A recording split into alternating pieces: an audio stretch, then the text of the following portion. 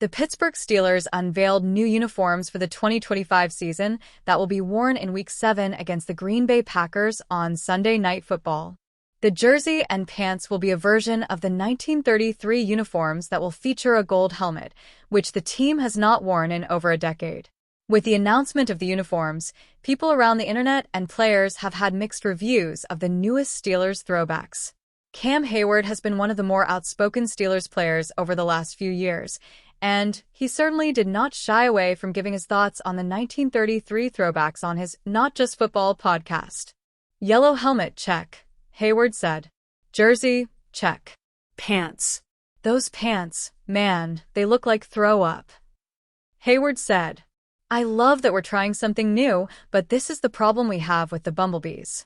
I think the Bumblebees would have looked fire if you had black pants. I think this jersey would have been fired if you had, black pants. Or even, I hate to go full yellow, but you could have done some remix in there as well.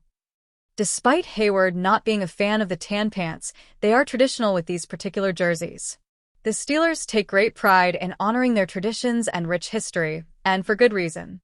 The Steelers last wore these uniforms in 1994. What are your thoughts on the Steelers' newest throwback uniform?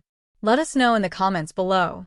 Season 16, Episode 1 of the Terrible Podcast is now in the can.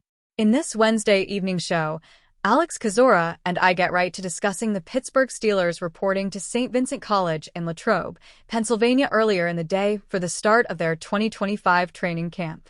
We first discussed the team placing G. Isaac Similo on the active/NFI list with a soft tissue injury at the start of training camp. We discuss how he will miss the start of training camp and who will likely fill in for him at left guard until he is healthy. We talk a little bit about how the Steelers are really a healthy team overall heading into training camp this year. Steelers HC Mike Tomlin talked to the media on Wednesday afternoon, so we go over a few key things that he had to say at the start of camp. We focus a lot on what Tomlin had to say about the expected cornerback usage in 2025 when it comes to the top three in that position group, Joey Porter Jr., Jalen Ramsey, and Darius Slay. Steelers GM Omar Khan also had a press conference on Wednesday, so Alex and I parsed the main talking points to come out of his media session. There's a lot to recap from Khan regarding possible additions moving forward and future contract extensions this summer. We discuss how active Khan has been this offseason, with him also keeping a close eye on the 2026 NFL Draft. We also go over what he had to say about the decision to trade away Minkah Fitzpatrick a few weeks ago.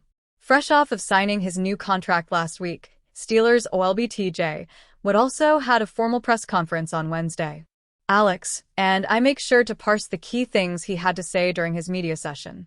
Later in this show, Alex and I attempt to quickly recap a few notable things that a few other various Steelers players had to say on reporting day. With the Steelers set to have their first official training camp practice of 2025 on Thursday, Alex and I look ahead to things we are looking forward to learning right out of the chute this year. This 76-minute episode also discusses several other minor topics not noted in the recap, and we make sure to answer a few listener questions at the very end. Omar Khan grabbed both sides of the dais and paused. The Pittsburgh Steelers general manager, fresh off hailing the arrival of Aaron Rodgers, needed a minute. Let's see, what else have we done? Khan asked Wednesday as the team reported for training camp at St. Vincent College fresh off perhaps the busiest offseason in its 90-plus-year history. The man who promised to shake things up after another first-round playoff exit in January has spent the past 6 months proving they weren't just empty words. And the team that arrived for its annual 3-week stay at the small Catholic school in the western Pennsylvania hills looks far different than the one that was run over by Lamar Jackson and Derrick Henry on that miserable night in Baltimore. Out are quarterbacks Russell Wilson and Justin Fields. Temperamental wide receiver George Pickens, 4-time 1,000-yard rusher Najee Harris, veteran defensive tackle Larry Ogunjobi, and, most stunningly of all, Pro Bowl safety Minkah Fitzpatrick, too. In our Rodgers, wide receiver DK Metcalf, cornerback Jalen Ramsey, and tight end Jonnu Smith, among others, as the Steelers try to end an 8-year postseason victory drought. We knew changes had to be made, Khan said. And here we are. where that is, Khan, Coach Mike Tomlin, and everyone else hopes, is out of the purgatory of frequently good but never great that the Steelers have been stuck in for nearly a decade. Our goal is to win the Super Bowl, so we're building this team to win the Super Bowl this year, Khan said. The tack that Khan and Assistant General Manager Andy Weidel have taken this time around is a marked departure from what has been business as usual at one of the most stable franchises in professional sports, one that hasn't endured a losing season for more than 20 years. TJ Watt, who called the size of the record-setting extension he agreed to last week hard to fathom, used the word new 10 times while talking about 2025. We can sit here and talk about not winning a playoff game and how much I want to do it, said Watt, who enters the 9th year of his career still searching for his first postseason victory. But at the end of the day, it's just lip service. It's all about what we do. Watt skipped the team's mandatory minicamp in June, saying he wanted to stick to his routine at home in Wisconsin, fearful that if he held in, as he did while negotiating a new deal in 2021, he'd become a distraction. While the business side of things worked out for Watt, who acknowledged he'll be picking up the check for the foreseeable future whenever he takes his teammates out for wings, it also means he'll spend the next few days putting faces to names at a rate that he hasn't had to since his rookie season in 2017. There's going to be a lot of people to get to know and talk to, Watt said, later adding, "It's just fun. It's a fun time of year. Far more fun, at least, than what has happened to the Steelers repeatedly in recent Januaries." Pittsburgh's run of playoff failures began in early 2018 when Ramsey and the Jacksonville Jaguars pulled off a stunner in the divisional round. Now, Ramsey finds himself as the team's latest attempt at finding a solution to its postseason troubles. Asked if his arrival is a full-circle moment of sorts, Ramsey shook his head.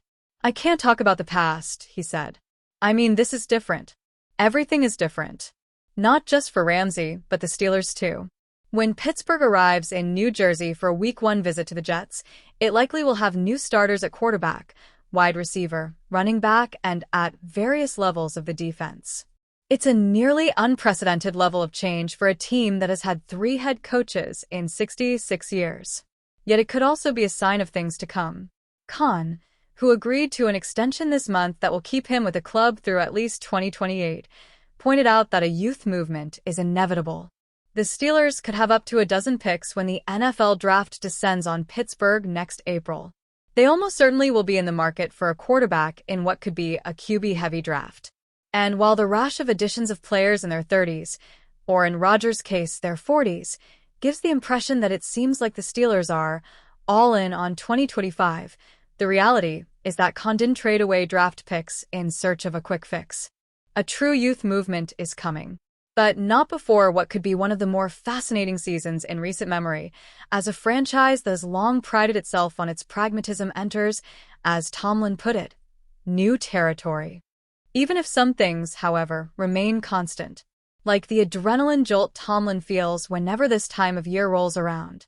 Yes, his 19th training camp with the Steelers will be unlike the 18 that came before it.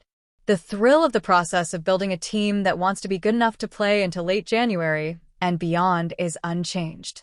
It's July 23rd, man, the longest tenured coach in major North American professional sports said.